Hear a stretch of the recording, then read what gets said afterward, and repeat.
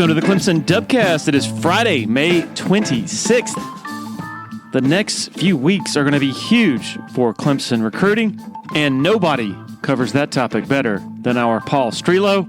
So, a fantastic time to sign up for TigerIllustrated.com if you're not already a subscriber. My good friends Blake Smith and Brooke Archenhold have been part of the podcast since the beginning, way back in August of 2018. They have an accomplished team of personal injury attorneys at Parham, Smith, and Archenhold based in Greenville. They are Clemson people, and their skillful attorneys have decades of experience in complicated litigation matters, taking a special interest in medical malpractice, nursing home abuse, and neglect, car accident cases that have left the individuals involved in serious trouble. For a free consultation at Parham, Smith, and Archenhold, call 864-990-4581 or online at parhamlaw.com. That's P-A-R-H-A-M law.com. Celero Communications, formerly known as Tandem Payment, is a full-service integrated electronic payments provider powered by leading-edge technology. Celero provides a wide array of merchant solutions, simplified payments. They make onboarding, taking payments, maintaining risk management and compliance, and getting support quick and easy. At Celero, they're all about helping you achieve sustainable growth as a business. Taking payments isn't the only thing your business needs. With Celero's solutions, you can manage inventory, sell products and services via social media, schedule staff, track sales, get reports, and much, much more. Find out more about Celero at celerocommerce.com. That's C-E-L-E-R-O commerce.com. When you're ready for a complete renovation in your home or business, open the door to more with Harris Home and Harris Commercial. Their local experienced team will totally transform any room space, from beautiful floor coverings to construction to finished details. Harris handles every step of your renovation process, whether it's a kitchen or living room or an industrial or educational setting, like some of the positively stunning work they've done at Clemson University. Go to discoverharris.com and experience a total renovation transformation from Harris Home and Harris Commercial. Okay, we're going to continue a trend of the last couple of months in providing the uncut audio from all the assistants who sat down with the media during spring practice. So today we got Garrett Riley leading off, followed by Wes Goodwin, and then Thomas Austin, the offensive line coach. All right, here we go. Enjoy.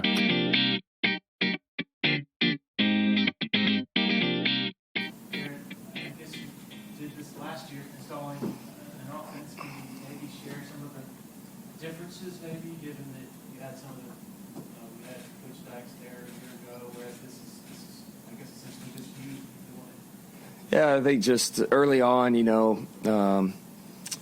at the last place, just like you mentioned, there was some familiarity with kind of what we were doing in terms of scheme, and some of the coaching were already prone to kind of what we did. So that helped at the last place, and here it is. Definitely a fresh start. Change and some terminology and things of that nature, but a lot of things conceptually are the same. It just may be taught a little differently, different philosophy, just kind of a different way of thinking more than anything.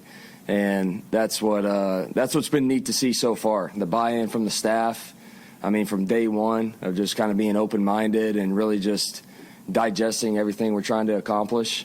And, up to this point with our players, they're eager to really learn this quickly and just kind of get in a groove. And that's what's been good so far is 3 days into it. I think it's a good foundation for us from a player standpoint. You mentioned offensively, terminology is a big thing. But for an offensive line, is there much structurally different? Like you can see pretty much receivers, some of the differences in Davos talked about them. With the offensive line, is it more the terminology, or are there tweaks and different things? Yeah, not a big wholesale change or anything up front. Again, I think probably just kind of dumbing it down. It's more about just kind of having an identity, being consistent with what we're doing, and those guys getting a million reps at doing the same thing. Up front, at the skill position, at the quarterback position. That's more than anything, that's probably the biggest difference. I guess Dabo was talking about how the receivers do not switch sides, so you get lined up a lot faster.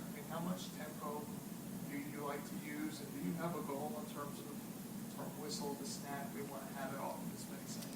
No, not really. I haven't put a set limit or kind of a number on it yet. It's really just what we feel like our guys can handle, number one. And number two, everybody loves to play fast, but defenses have caught up and know how to play against tempo defenses now too. And certainly against some people you feel like you could have an advantage with tempo, but to me it's what's more important is dictating the tempo.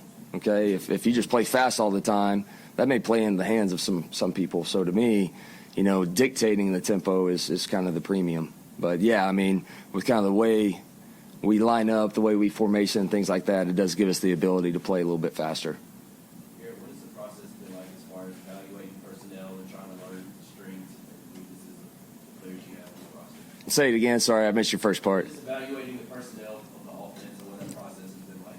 That's been the fun part, is I get to come in with a complete clean slate for a lot of guys and unbiased, opinions on people, and I kind of get to see it through a different lens. So I think it's probably maybe in a way a little refreshing for some of our current coaches, right, that have known these kids and have seen them every day, and they may hear kind of a different opinion or a different voice on some guys that maybe they didn't think that way in the first place. But that part's been great. That's the fun part, is you get to evaluate what you do have. And, if y'all seen a little bit of our practice early on, I mean, we're repping a lot of guys here, as you should in spring, to really kind of get a great sample size on these guys.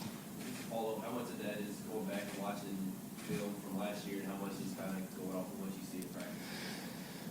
I mean, for me, it carries more weight of what I actually see now. Certainly I watch the film and games of everything from the past couple of years, really. And, it gives me a little bit of a grasp of kind of what we have, and guys that has some experience and some continuity at some spots. But, it carries a little bit more weight with what I'm seeing right now in front of me.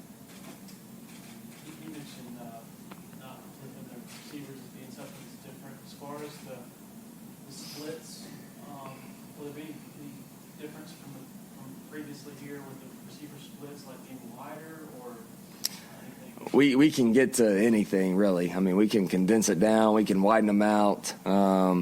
But from just kind of a normal alignment, it's not a whole lot different than probably what you saw last year.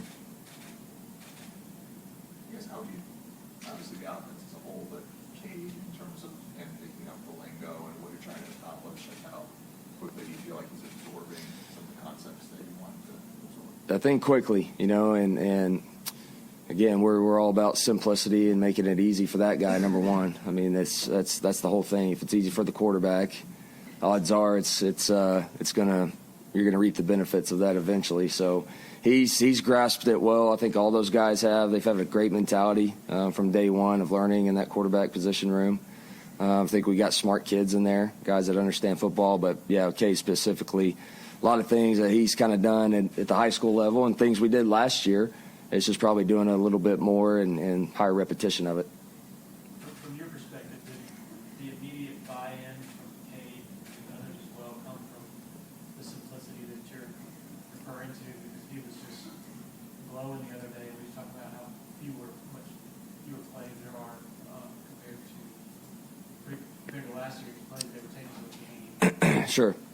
I mean, I'm sure that gives him some comfort, of just in 3 days into it, of having a pretty good grasp of going into a practice and just having some confidence with what you're doing at an early age or an early stage of where we're at offensively.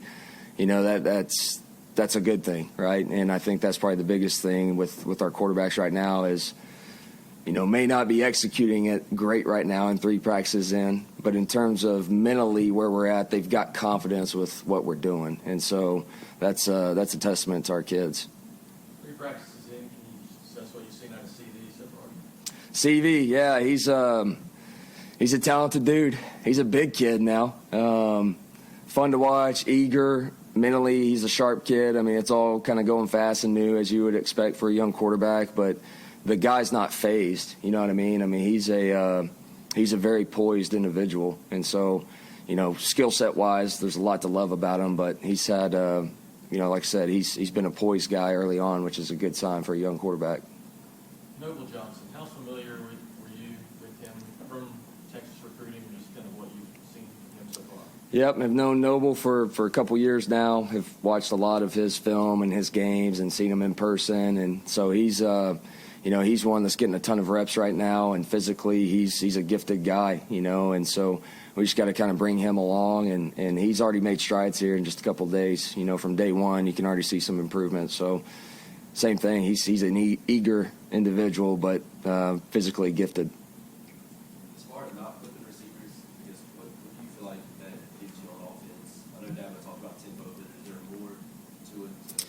Yeah, before tempo, the biggest thing is you just get guys in the same spots and they do things over and over again, and a guy can master, if he's on the left side, he can truly master catching the ball over this shoulder. You get a guy on the right side all year, all day long, he gets to become where he's a master at catching over this shoulder. So things like that where they just do it over and over and over again, and they're not flipping all the time and getting used to a million different things, and so there's some comfort level with just kind of being in the same spot a lot.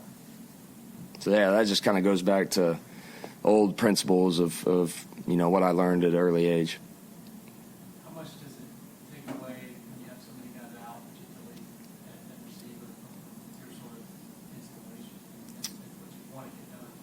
I mean, install-wise, really not much. I mean, we're going to put in what we need to put in for the spring and just kind of get a base foundation of, accumulating great tape for us to move forward into summer and into fall camp and all that. So, I really don't care who's out there right now. We've got guys that need to get reps, and there's things we need to get installed and things we need to get good tape of, and then we can build off of that.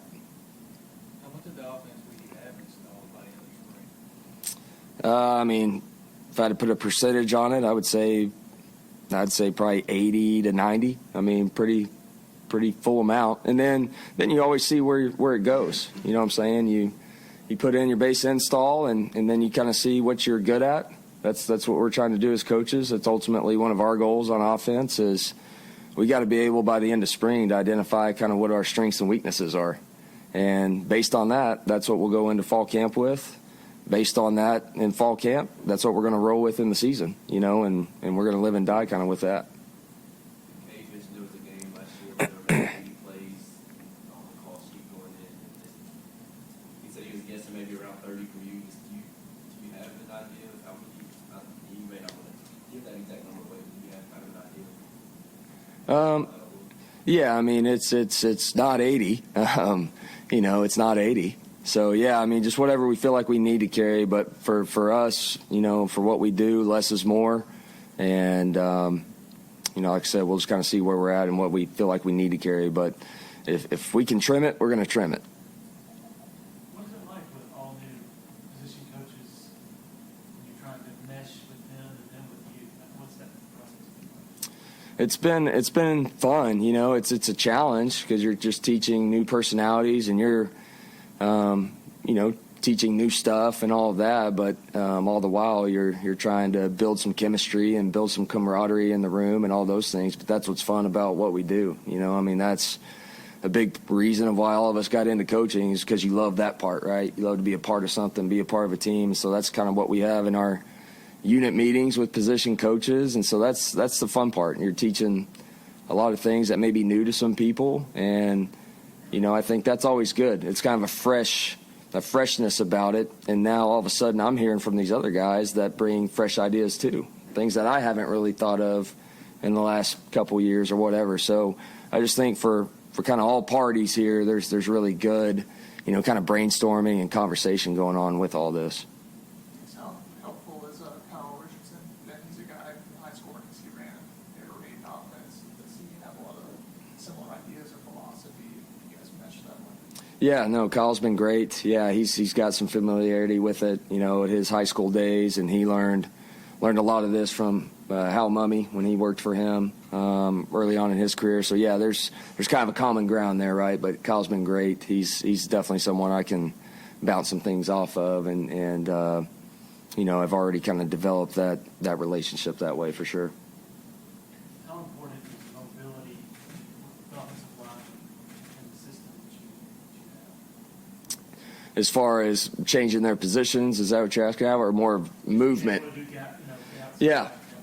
Yeah, I mean, at the end of the day, you want big people, right? But, yeah, the athleticism gives us some things where we can get on the edge. I mean, you just see with defenses nowadays, last several years, a lot of people try and cut up the box and junk it up a little bit. So if you can get some people that do have mobility or versatile, it's certainly going to give us some advantages in the run game. We've got some athletic guys up there. I mean, we have some big human beings in that room, and Coach Austin's done a good job with them up to this point. But, there's some versatility up front that I see already. Would you say the past few years you were zone versus gap? It's rough. It's been different the last couple of years with each team. Each team's been kind of different, but I'd say we've probably been a little bit heavier zone just altogether than the gap scheme stuff. But last year at TCU we were probably a little bit better gap team with those guys. So just again, kind of depends on what we're good at and what we feel like we have. But I would say we've been a little heavier zone just the last couple of years. And Clemson's had a great run, had a great statistical run last year with inside zone, so it's something that I know we have a lot of confidence here, and we've done it well for a long time here. The state of Texas traditionally hasn't been a huge recruiting footprint for Clemson. They've gotten a couple guys last few years. What has it been like for you, having recruited the state for several other schools, to now go in on Clemson's behalf? It's pretty cool. Yeah, it's pretty cool to wear that pall. There's no doubt. But yeah, it's those a lot of people in Texas, I think, have a great respect for this brand and what Clemson's done, certainly the last decade. And so I think there's a lot of, like I said, a lot of respect out there in that state for Clemson. So, yeah, it's been pretty good outreach, since I got here, from a lot of Texas high school coaches and people I have relationships with, with football. So, I know they're excited for us and for me and for all these Texas guys on our roster. But, we've done well recruiting there the last several years and bringing some guys in from Texas. And so I think it's only going to help us kind of have a strong footprint there as we move forward. I guess last year TCU had Max Duggan was a quarterback who could run the ball, run with some power. Cade's a guy who's got some speed. How do you assess Cade as a runner, and what are his strengths, and how can you utilize those? Yeah, he's athletic. I mean, Cade's kind of, I don't want to say sneaky fast, but I mean, he's a very versatile, athlete. You go back, watch high school tape, he was running around pretty good there at Westlake. So, I mean, he brings athleticism. He's a guy you can certainly run. You got to be smart with him. He's not the biggest guy in the world, so, you got to be mindful of that. But he's definitely going to give you an element in the run game for sure. You mentioned earlier you're bringing a different way of thinking. How would you describe the different mindset you're trying to sort of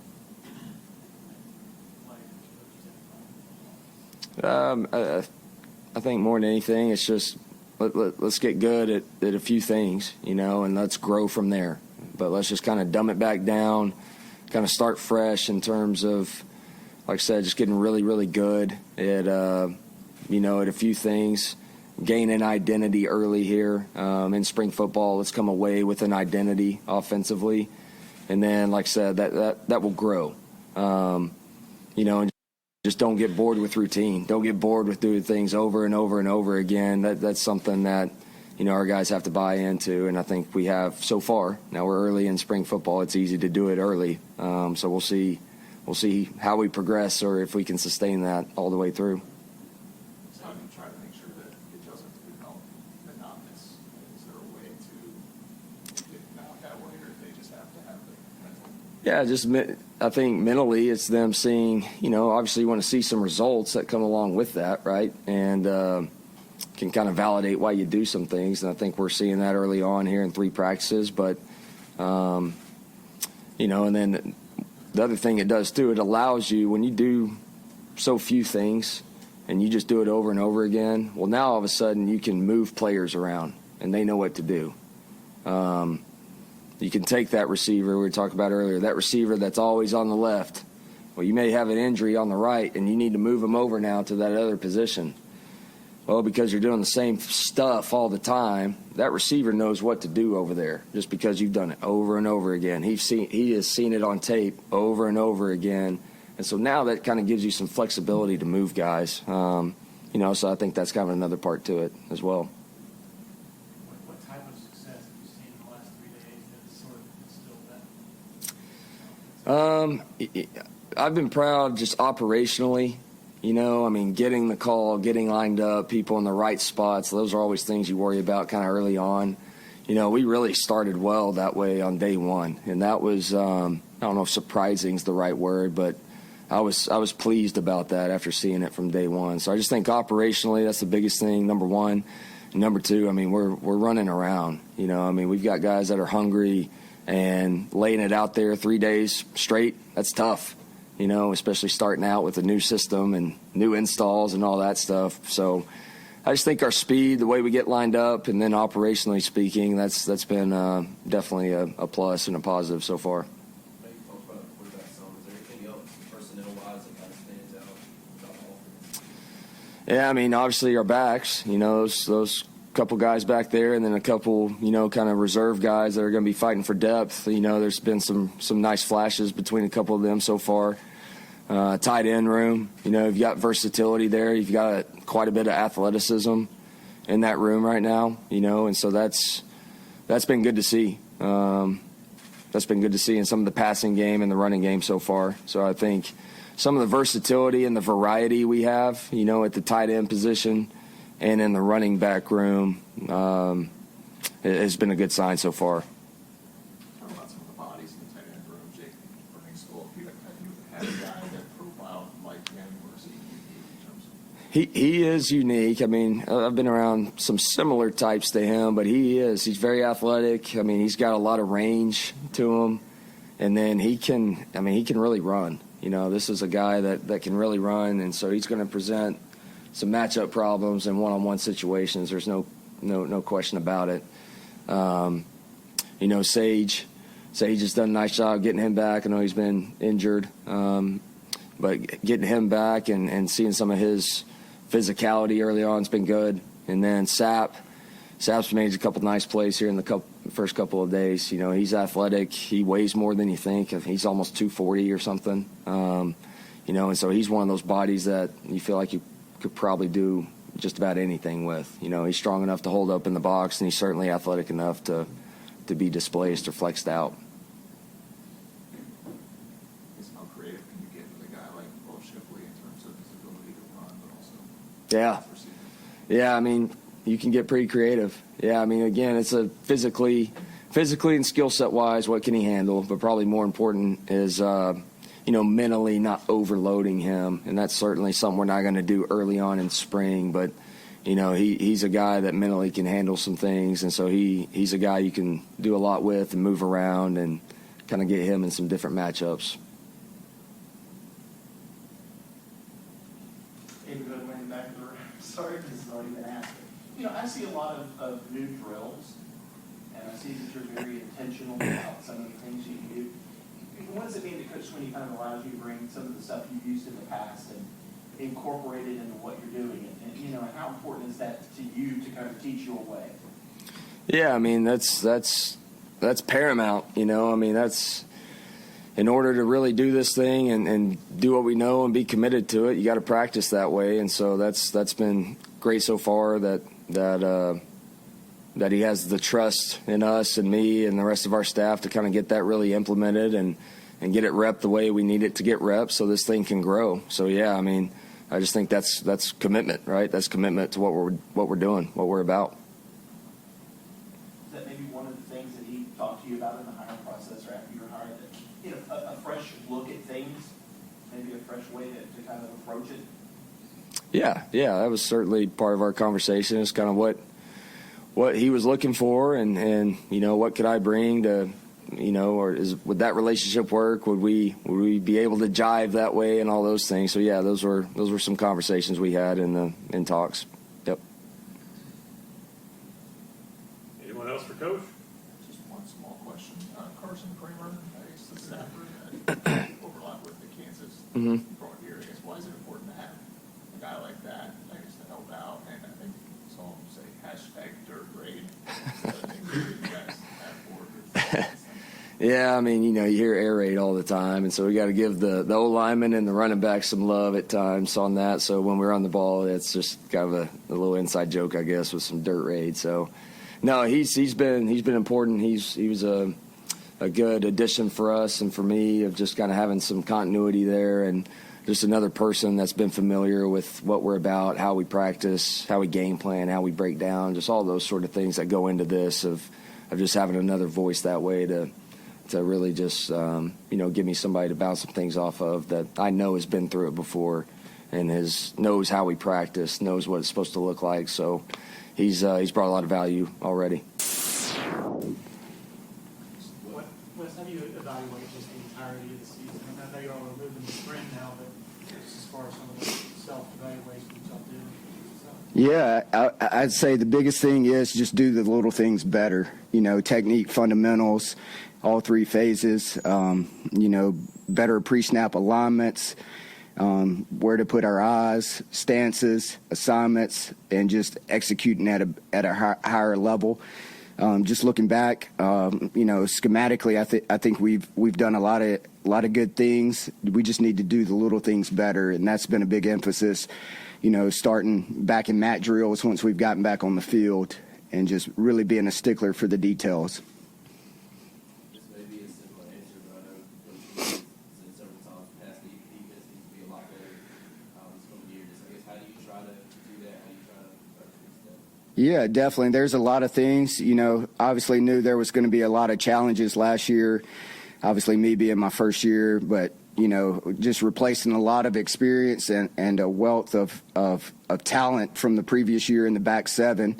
Two all ACC corners, linebackers, Nolan Turner, and all that crew. But just the wealth of experience. Those guys got a lot of exposure last year and got thrown in the fire and grew up. And obviously the bowl game didn't go as planned.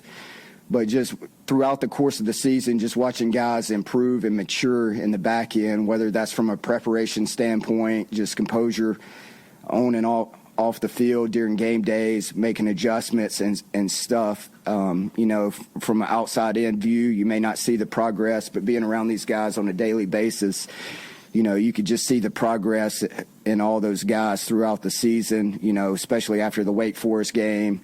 And just just watching those guys grow up, I think it's going to be a big time advantage this year. Got two great returning starters at linebacker, a wealth of experience in the back end, corners that have gotten a lot of game exposure. So excited about those guys, and it's been fun to watch them the first 2 days and just picking up kind of where we left off, and they've been awesome since we've gotten back going in January. How different has year two been for you now in your approach this spring? Yeah, it's been a huge growing experience for me, and just looking back, self-evaluation, how I can install things better, how I can be a better teacher, how I can make things better and put those guys in a more advantageous position far as each play and stuff. And I just feel like I've gotten better as a teacher, coach, just our process on a daily basis. Everybody understands kind of the big picture from a staff viewpoint, with Nick coming on board, just, new leadership in the room and stuff, and just getting everyone on the same page, how everybody thinks. And I'm excited about this season and really how we've grown as a staff. Have you met Garrett Riley at any other stop across the league? What was it like kind of beating him for the first time? No, I haven't. It's been awesome. Great guy, and I think he's going to be a huge addition to the staff and stuff. And I've really enjoyed working with him. Getting to know him and his family and stuff, and just he's going to be an awesome addition. I guess kind of on that point, you and Streeter obviously came in together as first year coordinators. Have you been in touch with him at all? What was it like, just to see him go through that? Yeah, it's unfortunate and stuff. Shoot, we're next door neighbors, so we pass each other every day and wave at each other or whatnot. But And linebacker right now, obviously Jeremiah is very good. I know you feel great about those guys, but just behind those two, who are kind of looking to step up and who's like at the top two right now? yeah, I think T.J. Dudley, Wade Woodaz, throw Kobe McLeod in the mix too. But really excited about Wade and the experience he got last year. The game wasn't too big for him. T.J.'s a guy who just loves being out there on the grass, being in the weight room. He just loves it. He can't get enough of football and just has that dog mentality every day and shows up. Those four guys especially, They've got tremendous leadership. They do everything the right way. They love it. They can't get enough of it, and really excited about them going into this year. I know Dallas said Wade was going to play some of Williams. How is it kind of the mix of the split right now between him and Sam? Yeah, he has great coverage ability, so he could go out there and play in space. But kind of my viewpoint at the linebacker position, just kind of transitioning ahead, is to be more athletic and being able to play in space better. With Trotter and Barrett, those are kind of the ideal prototype backers in today's world, in my viewpoint. And TJ and Wade and the other guys that we have in the room have that ability, to play in space, rush off the edge, play man coverage on tight ends, running backs, and feel good about it.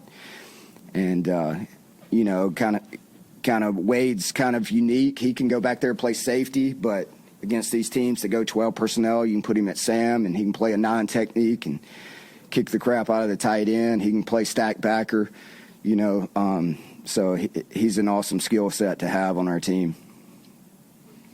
What stands out? Go ahead. Oh, sorry. What stands out about Peter Woods to you? What doesn't? I mean, he's special. He's one of those that just rolls in. You just know he's different. He arrives and he's got the fourth or fifth most muscle mass on the team. Just his explosiveness, and some of these recruiting sites knock him for not being tall enough, but he's very, very much tall enough. He's an amazing young man off the field. Comes from a great family, great program, 4 state championships in the state of Alabama. So he's a winner. Works extremely hard. He's powerful, explosive. He can play on the edge, play inside. He can play all the techniques up front. And he's just super heavy-handed, explosive, violent. The list goes on and on. We could be here all day talking about him, but really excited to get him in the mix and get him here in January. Playing off of that, the experience he and Vic Burley are getting, and other guys, because of other guys being out, how big is that as far as getting them ready? And you saw maybe like Woodaz and some other guys last year getting that kind of experience early. Yeah, it was huge. I mean, Wade was a summer enrollee, so but those guys, obviously we don't push being mid-years, but it definitely helps if you want to come in and try to play early. Just getting the installation basically 3 or 4 times before mid-years or mid-summer enrollees get here and stuff. But just get all that fundamental work, being in the room with the guys and stuff. Just a tremendous learning experience for guys that come in January.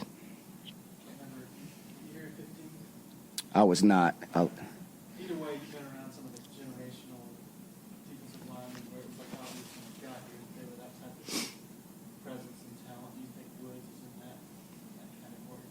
Yeah, I mean, hopefully. I mean, heck, he hadn't even taken a snap here, but yeah, I mean, I feel confident in him and all those other guys. I like our makeup of our guys that we signed in that defensive line class. Vic Burley's been super impressive. Stephon Green's going to be a dog. TJ Parker, super impressed with him. And then obviously get AJ and Ojebwe here in the fall. And those guys have the ability and potential makeup to be really, really special for at least 3 years. Given you mentioned the lack of experience last season on the back end, and there was also some of that linebackers, just those guys sort of got used to the starting roles. How much simpler did you have to make things at times last year because of that, and then moving to this year with more experience? How much more, I guess, more unpredictable looks do you think you can sort of? Yeah. Just with that in mind. Definitely. I mean, I think as the coordinator, it's my job and the position coach's job to figure out what guys do well, and then try to put them in position to be successful. So maybe early in the year we didn't quite get to the amount of looks we wanted, but I mean, I feel like our package was as expansive as it has been in previous years.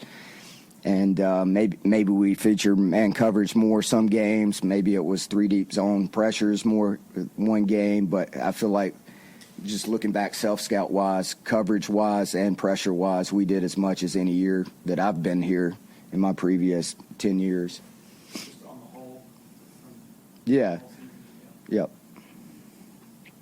As a linebackers coach, DC, I guess, how did you find yourself kind of splitting those duties last year, and where are you at with that this year? Is it a pretty easy thing to split, or you find yourself doing 60-40, or how does that kind of work for you?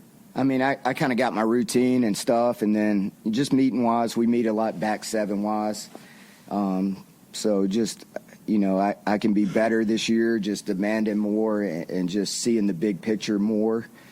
And, I feel like, every coach in that room kind of knows what to expect from me, and how I see the game, been on plenty of staffs with first-year coordinators, and it takes some time for that chemistry, and just, you can work with guys 10 years, but until somebody else is in that chair, there is some growing pains, and just takes time to get everybody on the same page and stuff. And so it's been really good. This offseason's been great. We've done a lot of studying and just talking ball and getting better.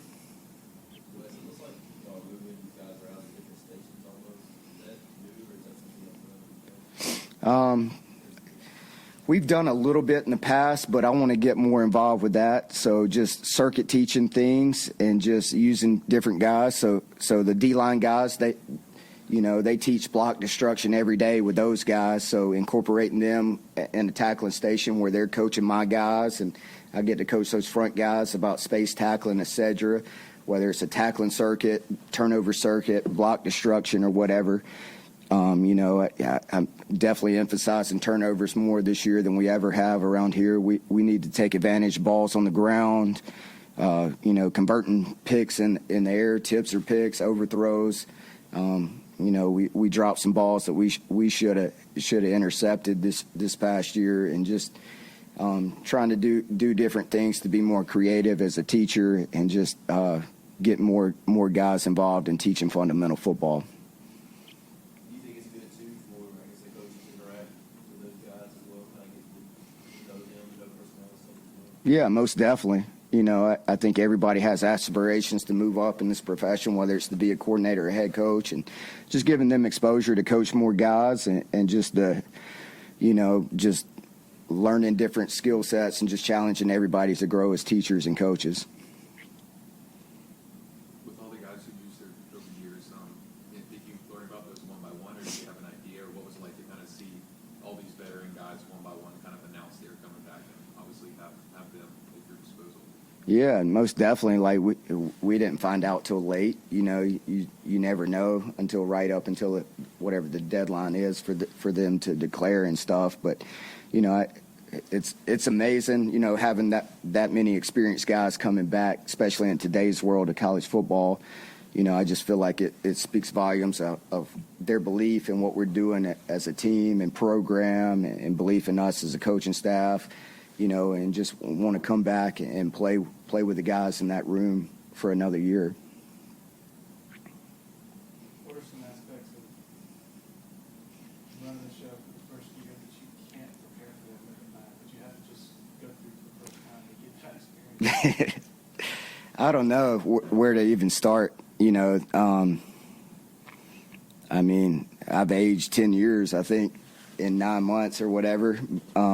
But just figuring out your day-to-day routine is huge. You have a plan, and then you kind of just figure that out, and you adjust it as you go, and then just, figuring out how much time you need to devote to first and second down, third down game plan, red zone game plan, etc.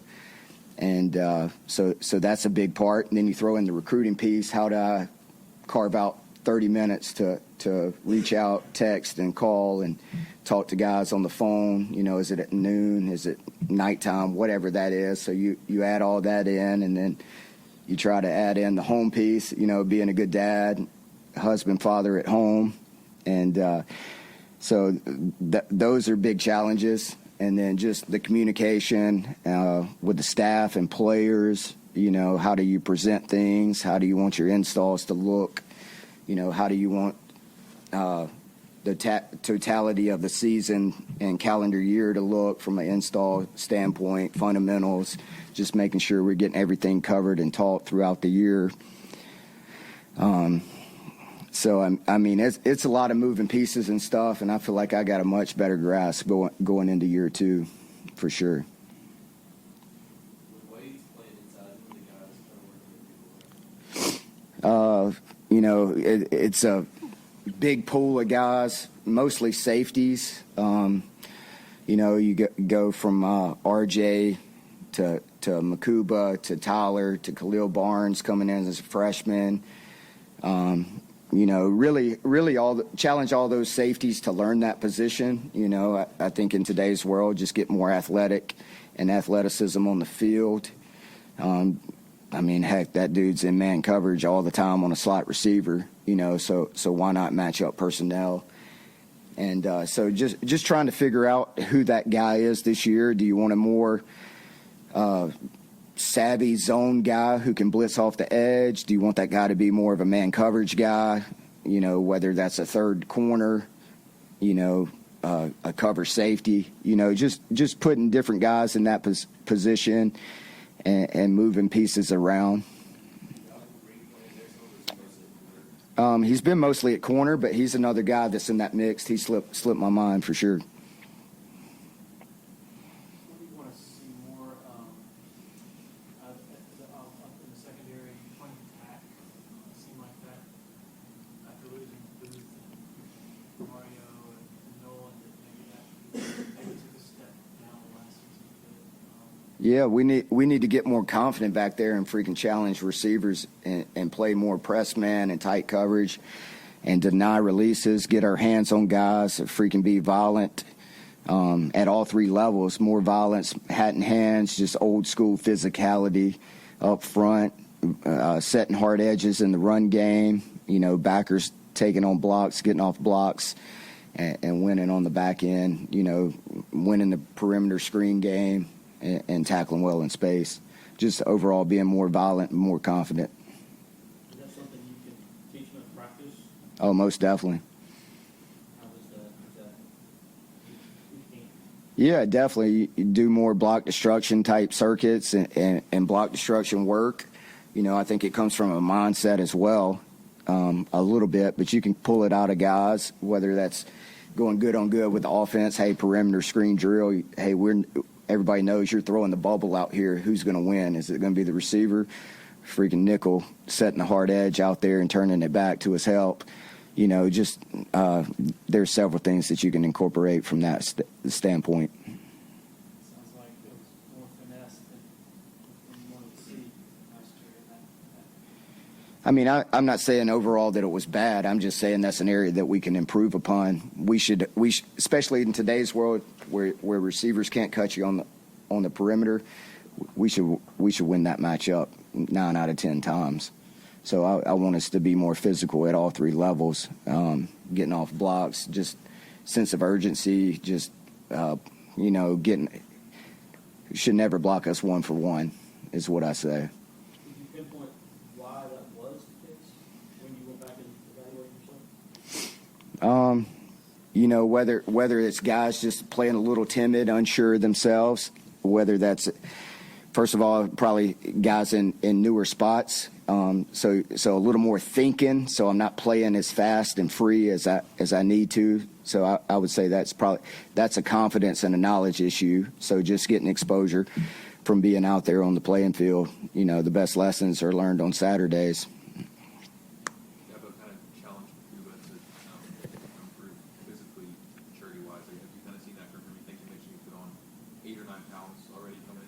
Yeah, definitely. You know, he's changed his body.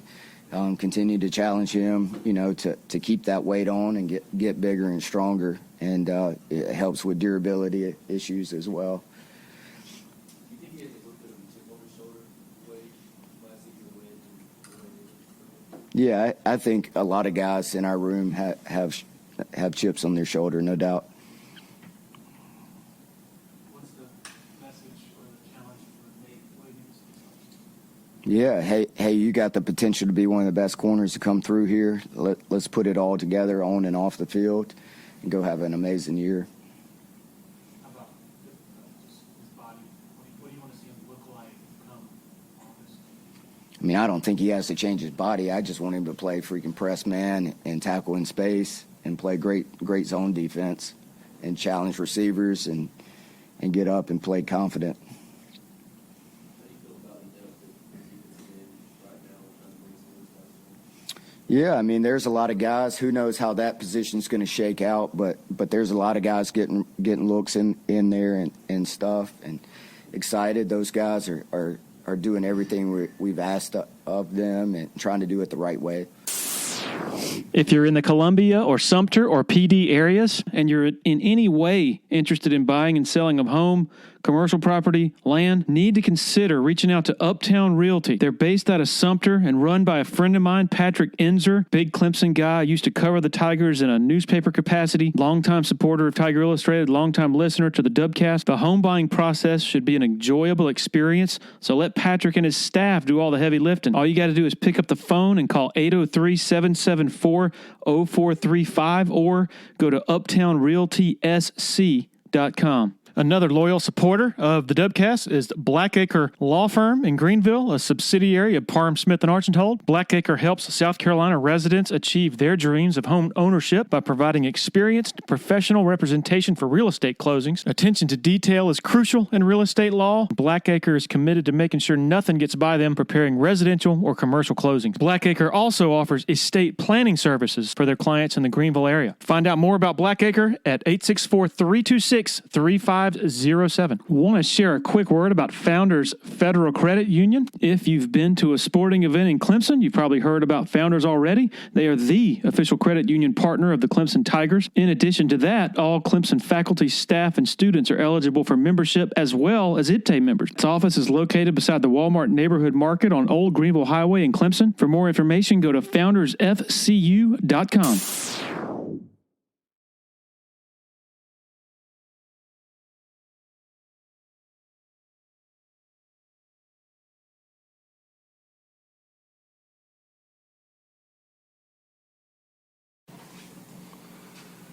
How much, I guess, has it been kind of a silver lining to not have Tate and Walker out there just to really do the musical chairs thing on the inside to see what you have?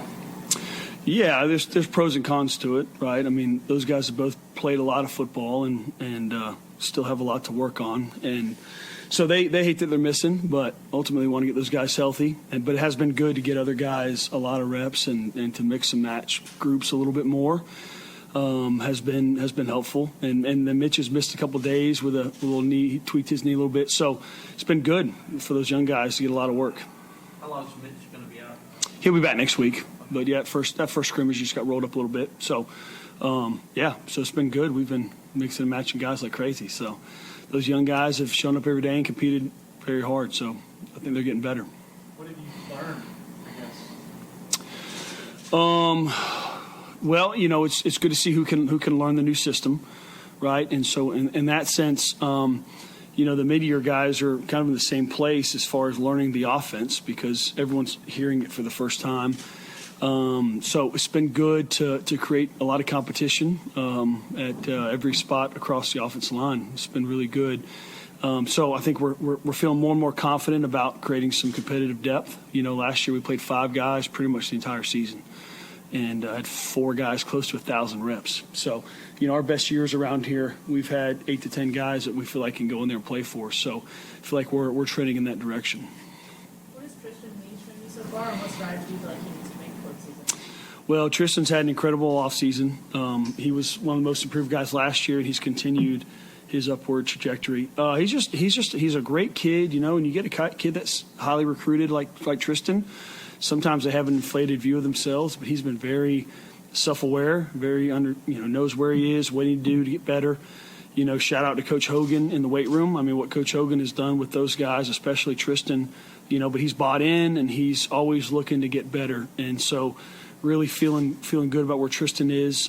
He's worked really hard at changing his body composition. That's one thing He's continuing to lean out a little bit. He's trusting his length and his punch and pass protection, and he's been pretty solid in the run game. I think it's more of converting speed to power and stopping the bull rush has been a big point of emphasis for him.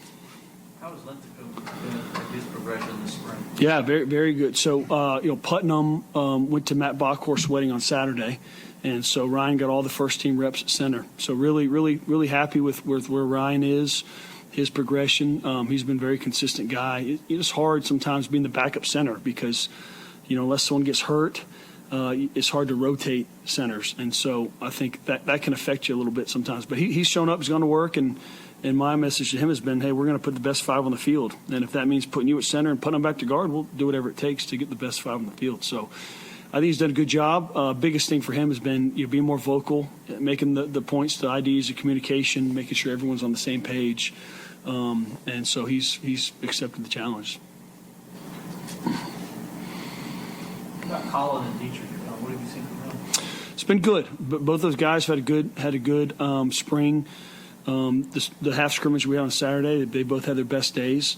So, Dietrich's a guy he's learning to work and what it takes to become a great player. And, in the past, Dietrich's been up one day and had a good day and then down the next. And so it's about, being consistent over time. Can we trust you to go out there and do your job? So, he's been doing some good things. Coach challenged him in the offseason. I think he's taken that challenge.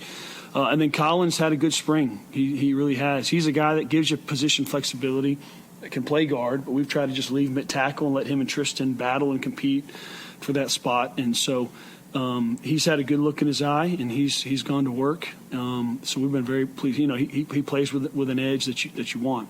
So that's been good. Dabo mentioned at the beginning of the spring that Blake would get a look at left tackle. Has he progressed there at all? We cross-train an individual, and we've cross-trained a little bit, like in some one-on-one settings. But really we've been playing a little bit of musical chairs in the guard position, so trying to just kind of keep him consistent there. I mean, he's done a good job, and again, if you feel good about Tristan and Colin coming along, you don't feel like you have to swing them as much. But we'll continue to cross-train, and play them on both sides.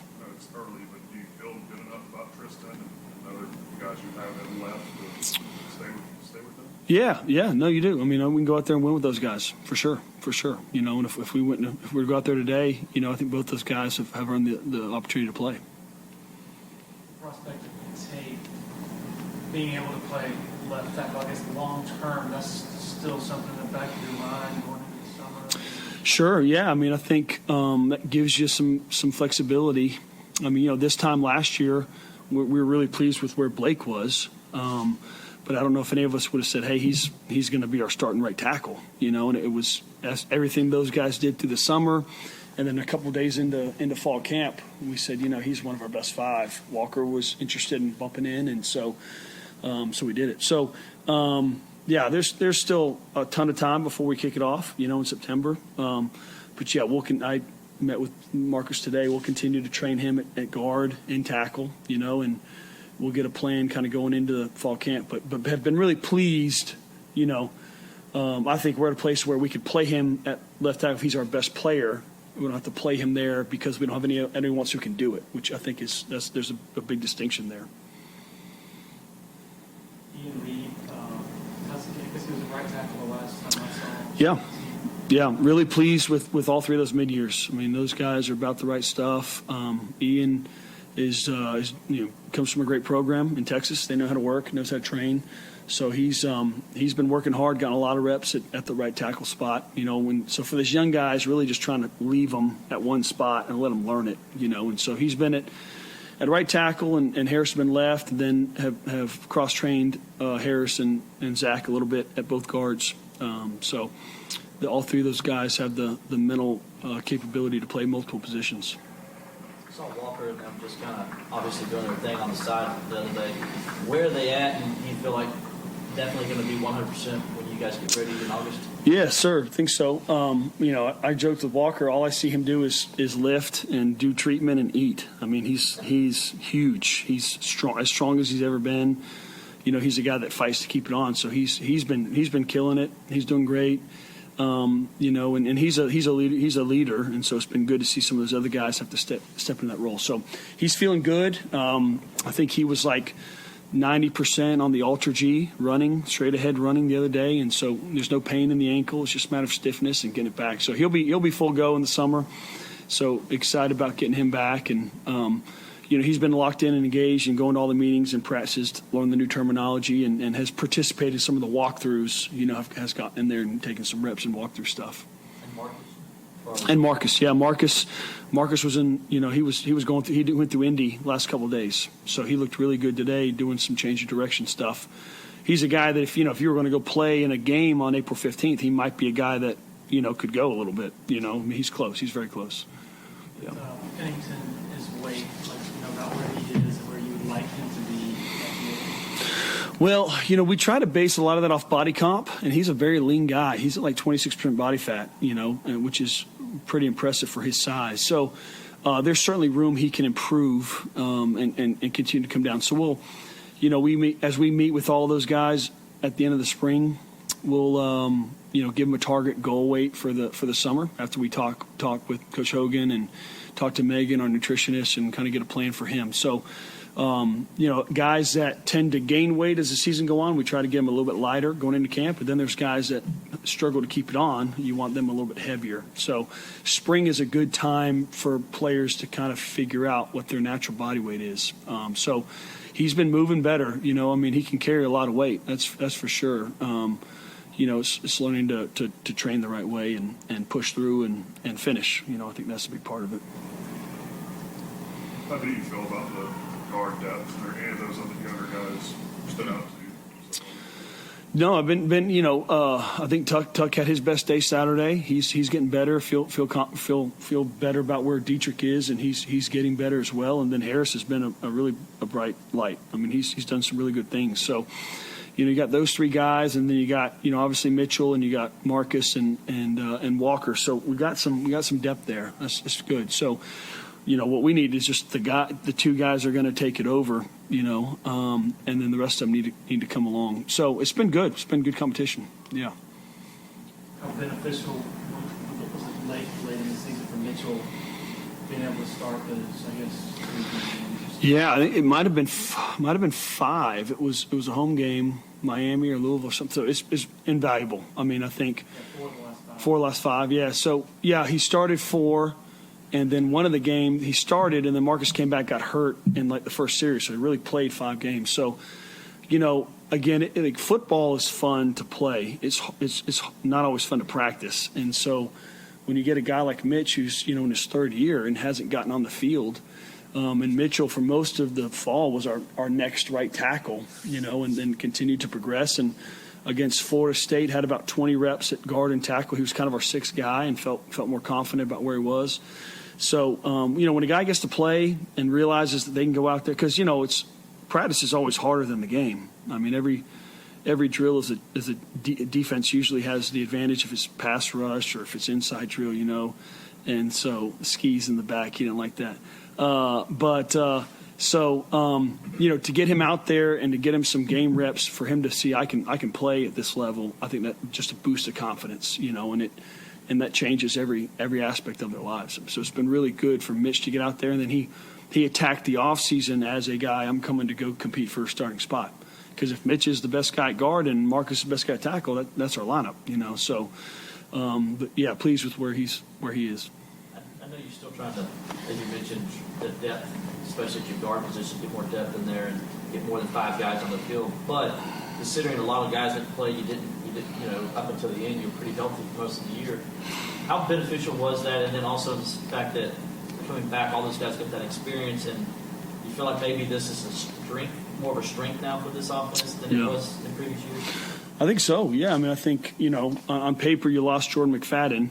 But you have 5 guys coming back who have started, significant games. So that's certainly invaluable. And then, the other part is it gives you competition at Mitchell is not coming back to sit on the bench. He's coming back to compete for a spot. Marcus and Walker. And then those guys that got here aren't just coming to redshirt. They're trying to compete for a spot. So the more competition you have the better. We've always had great competition against our defensive line. We've always had great players. And now as we're getting a little bit more competitive depth in the O-line, that creates even more competition. And then we're trying to keep them from being comfortable. If a guy jumps off sides, we take him out and throw the next guy in there. And so you got to, Coach has always said, hey, the tie goes to the veteran, but we're gonna play the best 5 guys. I think we've shown that. It was Marcus as a freshman, it was Blake as a freshman, and so, everyone's got to earn it every day. And so I think if you create that standard and that mindset, it goes a long way, and it carries over into the weight room and the meeting room and academically, the competition academically, and in all areas of their life. I think that's important. We have time for one more question. What's the biggest difference with this offense? Your perspective in general with the offense Yeah. as a whole, and then with the offensive line. I think the biggest thing is the menu of plays that we're carrying into a practice, to a scrimmage, and all that is smaller. And so, you can run inside zone out of every imaginable formation, but when you're carrying out of less formations, I think you can coach up some of the details and the looks that you're expecting a defense to give you a little bit with a little bit more precision and accuracy. And so I think that's been a big difference. And then that allows you within game weeks to be a little bit more creative in the run game. If you're going to run a new little fold scheme or counter or something like that, but you're only carrying it to a few formations. Now I think that allows you to really focus on the looks that you're going to get, and those guys get confident and they get good at it and they just practice it. And you're also getting the competitive practices against your defense. So, if you're carrying 10 plays and you got to get all 10 of those repped, and you only have 10 snaps in practice, you get them hit one time. If you have 5 plays and you have 10, you get it ripped twice. So I just think as we get through the spring, we've gotten more and more reps at our base stuff, and that increases precision, and that gives guys confidence and ability to play faster, think less, and now you can work even more time in your individual on the fundamentals and techniques of the position. Does Harris project more tackle or guard? He's an inside guy. All right, that'll do it. Thanks to these coaches for sharing their time. Also, Ross Taylor, football communications czar, for helping make them available. The City Champs, as always, providing our funky bumper music. Look them up if you haven't already given them a listen. Thanks to all of our sponsors, of course, and most of all, thanks to all of you for hitting that play button every week. Be safe. Cheers.